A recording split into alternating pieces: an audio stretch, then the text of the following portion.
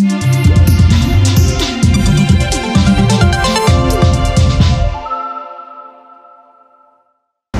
chers internautes de GFM.sn. Nous avons le plaisir de recevoir comme invité du jour M. Ousmane Baro Dione, porte-parole de la convergence des cadres républicains de Fatick. Bonjour M. Dione. Bonjour. Vous êtes responsable au niveau de la paire de la capitale du Sine, Saloum, Fatick effectivement, plus précisément. Donc le président de la République a effectué une tournée lors du dernier conseil interministériel qui a été effectué là-bas à Fatick, effectivement au niveau de votre parti, plus précisément au niveau des cadres apéristes, entre le docteur Cheikh Kanté et le ministre de la Jeunesse, M. Ba, il y a eu des crises, des bisbilles interposées par militants. Qu'est-ce qu'il y en est effectivement? Merci M. Diatta. Permettez-moi d'abord de vous remercier pour cette invitation et remercier et saluer également les internautes de GFM. Je dois d'abord magnifier la venue du président Fatick lors du Conseil des ministres décentralisé et qui, je pense, quand même, a contribué à appréhender de façon conséquente les problèmes de Fatick.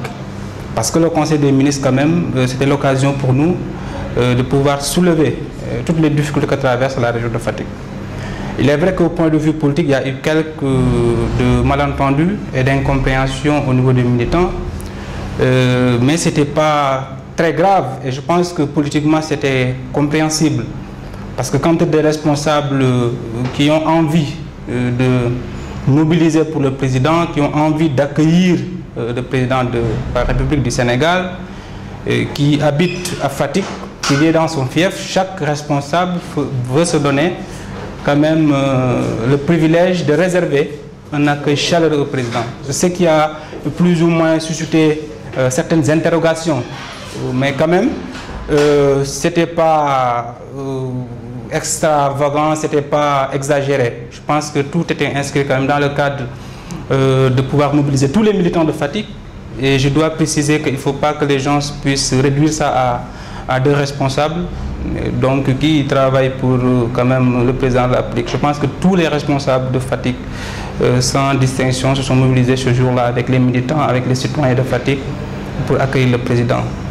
J'avais même à l'époque précisé que le Conseil des ministres décentralisé n'est pas l'affaire des politiques simplement.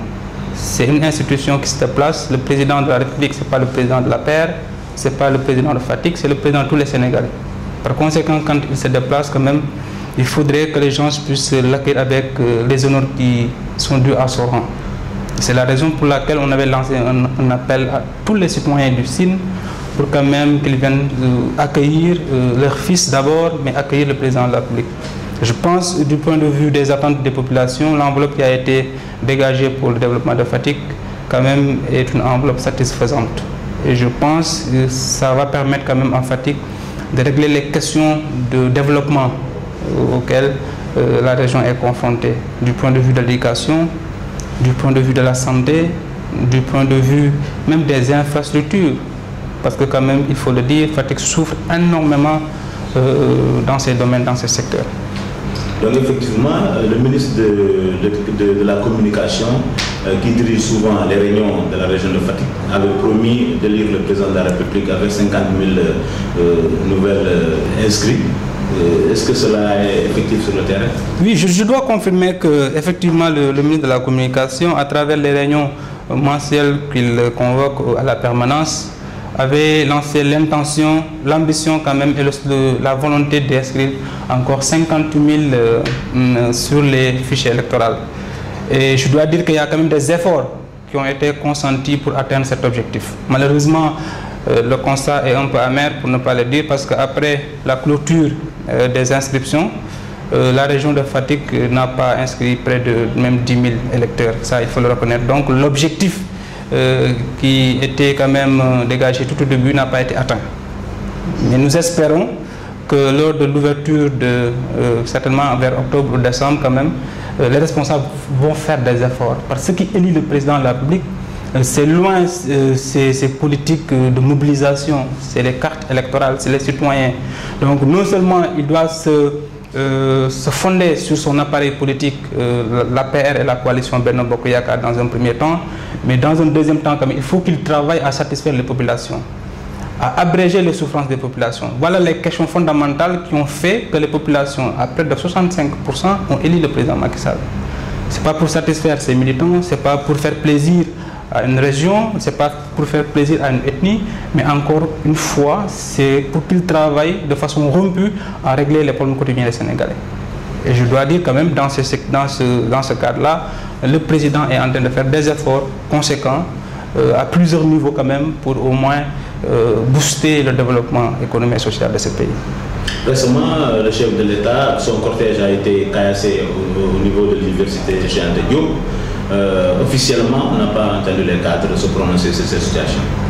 Oui, vous avez raison. Je pense que d'abord, je condamne vraiment cette attitude des étudiants. Parce que quand même, il faut reconnaître que le président, je l'ai dit tout à l'heure, quand il vient à l'université, il ne vient pas en tant que président de l'APR. Le président, il ne vient pas pour un meeting politique.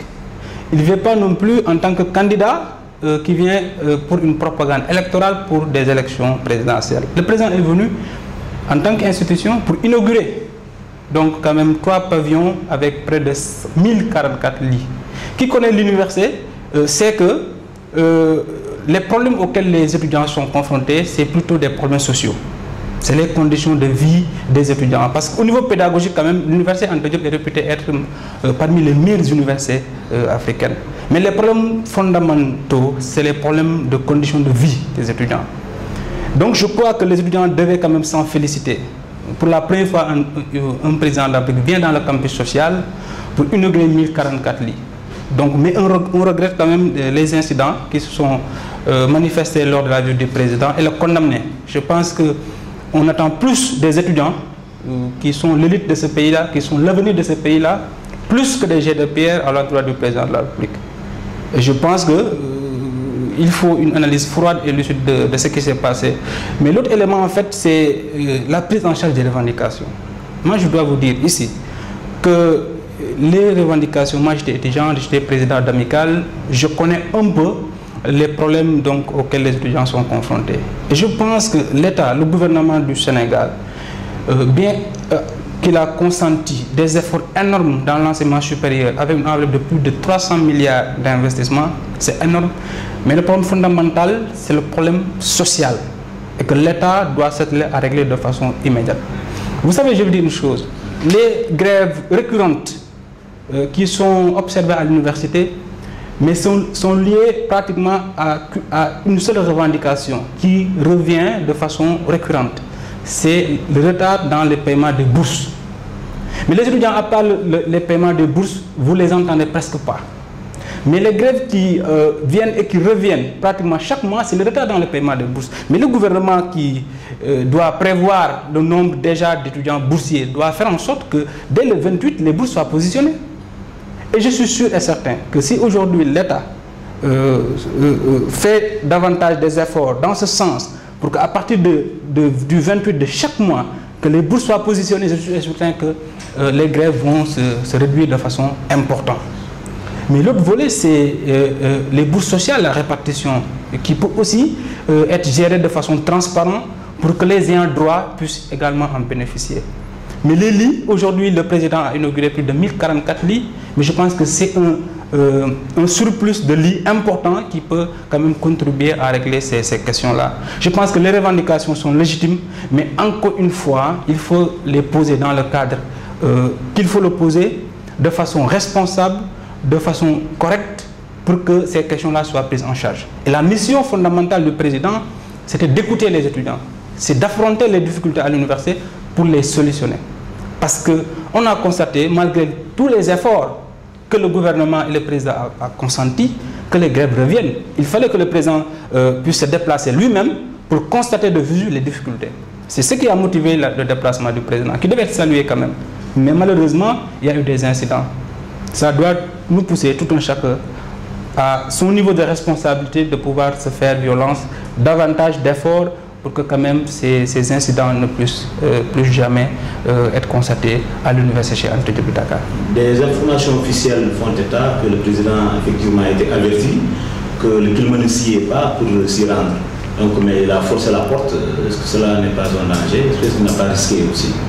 Oui, vous savez, il y a un président américain du nom de Kennedy, John Fitzgerald Kennedy, qui disait que l'université est l'endroit le plus névralgique pour un président. Et le président Macky Sall, lui, en est conscient. C'est vrai qu'il faut quand même situer les responsabilités, parce qu'on ne peut pas, des choses comme ça ne peuvent pas se passer et rester impuni ou bien donc être passé sous silence. Il faudrait qu'à chaque niveau de responsabilité, parce que quand le président se déplace quelque part, il y a tout un travail de chaîne qui se fait. En amont, au cours et en aval de la visite. Et à chaque niveau, il y a des responsabilités qui sont véritablement engagées pour que quand même la visite puisse se passer correctement. Je pense qu'à ce niveau aussi, nous devons tous faire un recul, de façon froide et lucide, analyser la situation pour qu'à ce niveau-là aussi le président puisse prendre toutes les dispositions à son niveau pour que de telles dérives ne puissent plus. Parce que ça pouvait être évité. Le président lui-même savait, parce qu'étant ancien dirigeant du mouvement étudiant, savait qu'à l'université quand même, c'est un endroit névralgique. Mais il faut venir constater de visu les difficultés et les régler. Ça ne veut pas dire qu'à l'université, quand vous venez, les gens vont saboter, il y aura des trucs. Et vous savez, les universités sont maillées de sensibilité, d'organisation, qui souvent ne poursuivent pas les intérêts matériels et moraux des étudiants. Donc c'est des partis politiques, c'est des syndicats d'associations privées, c'est la société civile. Donc il y a beaucoup d'organisations à l'université qui sont là-bas et qui ne poursuivent pas la défense des intérêts moraux et matériels des étudiants. Donc c'est un milieu, c'est un melting pot, tout ce qui est à l'université, un milieu très névralgique qui véritablement est souvent hostile au président de la République, quels que soient par ailleurs les investissements et les efforts que vous pouvez faire. Et je pense que le président, compte tenu de son parcours, compte tenu de son expérience, savait bel et bien qu'il ne peut pas venir à l'université et quand même ne pas constater des dégâts. Donc, mais quand même, encore une fois, donc, nous condamnons. Donc, il y a des étudiants de l'opposition qui ont été arrêtés, principalement du Parti démocratique sénégalais et du Parti Rewmi. Est-ce qu'à dire que donc, ce sont ces politiciens qui sont derrière ces jeunes étudiants pour commettre vraiment ces forfaits?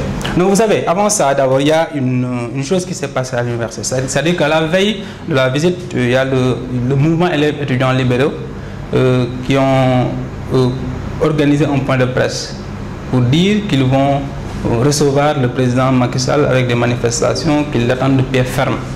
Ils ont allé même jusqu'à dire qu'ils ne vont pas dévoiler leur stratégie d'accueil. Mais ça, véritablement, c'est un aveu.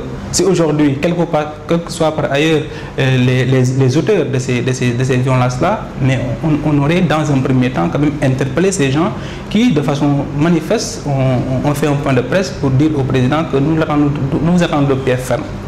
Maintenant, il y a des organes aujourd'hui comme la justice, comme la sécurité, la police, etc., qui travaillent pour quand même identifier les coupables et de pouvoir prendre les mesures qu'il faut, donc qui sont à hauteur du forfait qu'ils ont commis. Et je pense pour ce travail-là, je pense qu'il y a un travail qui est en train d'être fait, bien que moi personnellement, je demande au président pour que une clémence soit accordée aux étudiants, parce que quand même, l'université reste l'université. Je pense que les condamnés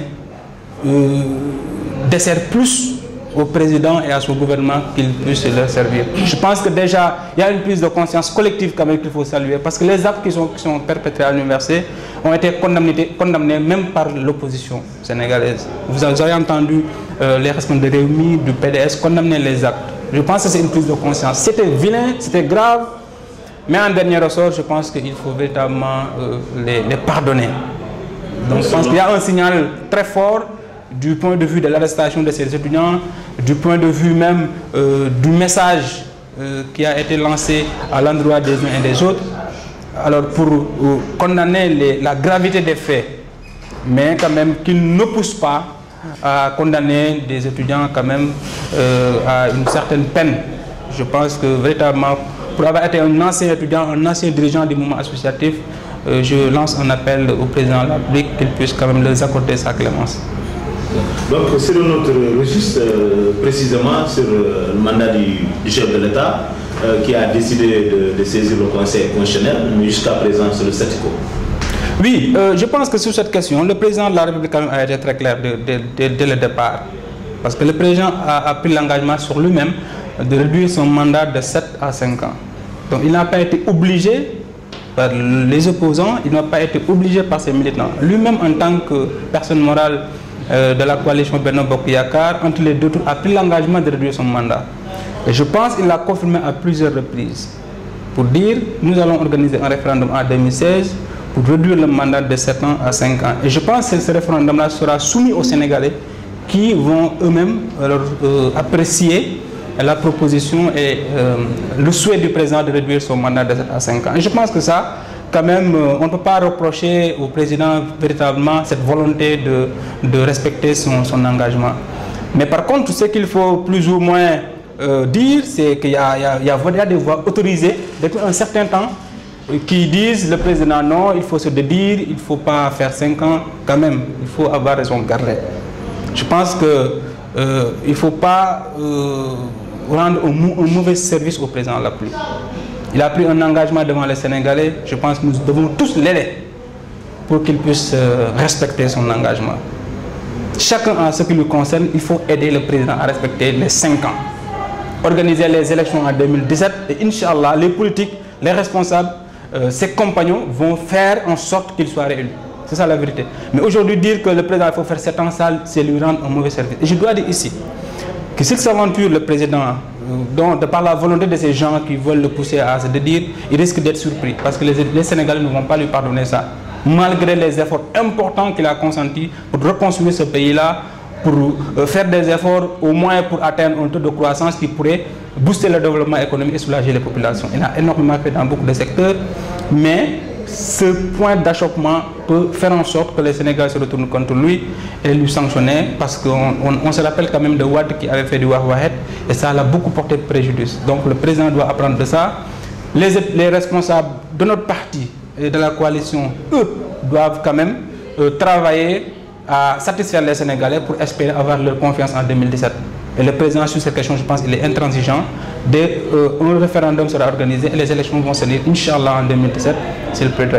Effectivement, par rapport à cette question, il y a des proches du président de la République, des députés de surcroît et même des ministres conseillers qui font des sorties pour dire effectivement le président n'a qu'à faire 7 ans.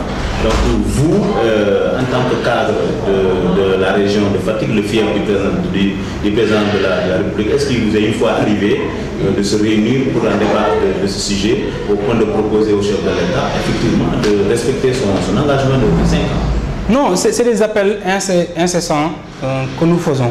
Parce que quand même, pour moi, la question ne mérite pas aujourd'hui peut-être de faire l'objet d'une réunion. Le président a déjà été clair par rapport à cette question. Il dit, je fais 5 ans et je ne reviendrai plus sur cette question. Il avait même demandé à l'époque à ses responsables qui avaient commencé à agiter la question de se taire et d'aller travailler pour l'intérêt des Sénégalais. Il y a des questions pressantes dans ce pays-là. Le Sénégal a un retard important du point de vue de son développement économique. Et nous devons travailler à satisfaire, à régler ces questions. Et je pense que la question du mandat ne peut pas continuer quand même à entretenir le quotidien des Sénégalais jusqu'en 2017. Ce n'est pas possible.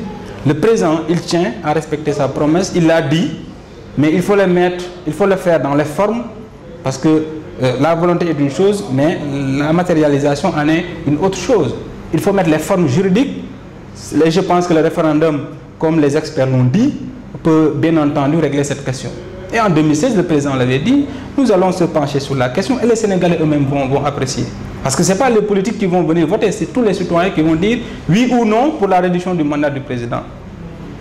Moi, je lance un appel encore une fois à tous mes camarades de l'APR, de la coalition Benno Bokk Yakaar, pour que nous puissions davantage se concentrer sur les problèmes des Sénégalais, les problèmes quotidiens des Sénégalais, et pour que pour ces questions véritablement de mandat qui ont déjà fait l'objet d'un engagement ferme du président Macky Sall, que nous puissions travailler à l'aider pour que véritablement cet engagement soit respecté, pour qu'en 2016 un référendum soit organisé. Si les Sénégalais valident cette volonté du président pour que les élections puissent être organisées en 2017 et que nous tous nous puissions nous mobiliser quand même pour lui donner un deuxième mandat, lui permettant de poursuivre son action, de poursuivre ses travaux, de poursuivre sa construction du pays pour que quand même d'ici à 2022, le Sénégal puisse faire partie des pays en voie de développement et des pays émergents.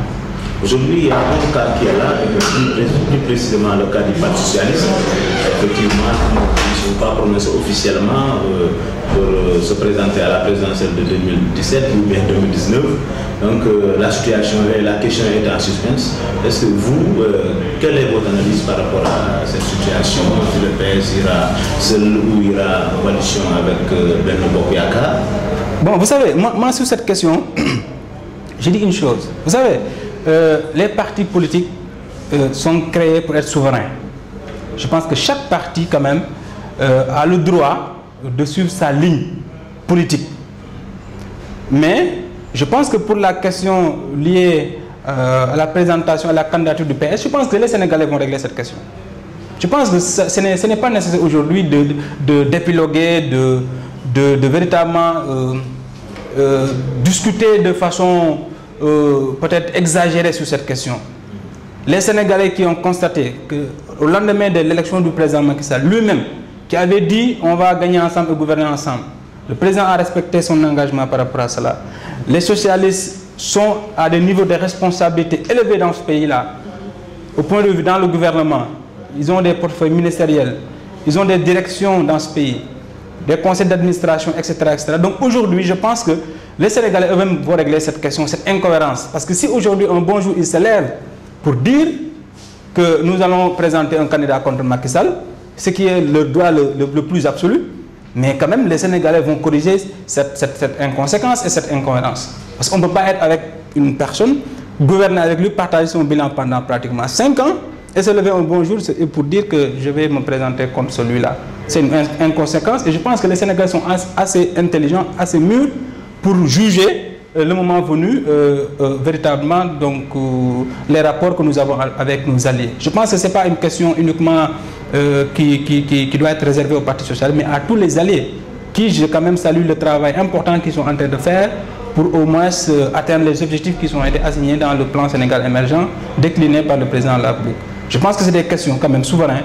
Les partis ont leurs droits, mais quand même il y a une logique qui ne pouvait pas quand même accepter et comprendre que vous puissiez être avec une personne pendant 5 années, travailler avec lui, réaliser avec lui de bonnes choses et de mauvaises choses et se lever un bon jour pour dire donc je vais me présenter contre vous. Et les Sénégalais, je pense qu'ils pourront éventuellement donc corriger et apprécier et véritablement donc arbitrer le moment venu. Et je pense que ça ne nécessite pas quand même des tiraillements tous les jours parce qu'il y a des questions beaucoup plus importantes. Encore une fois, j'en reviens, c'est le problème des populations, de soulager les populations, de travailler à faire en sorte que le panier de la ménagère soit allégé, de faire en sorte que les difficultés que traversent les Sénégalais soient allégées, faire en sorte que les problèmes de l'université soient réglés, faire en sorte que le problème des enseignants soit réglé, faire en sorte que les infrastructures puissent être modernisées dans ce pays pour qu'au moins nous puissions d'ici à 2017 quand même présenter un bilan satisfaisant en population qui pourra nous permettre quand même de réélire sans difficulté le président Macky Sall en 2017. Merci, chers internautes, nous sommes à la fin de cette grande interview. Monsieur Barrow, nous vous remercions d'avoir accepté notre invitation. Merci, c'est moi qui vous remercie. Je remercie tout le groupe de GFM.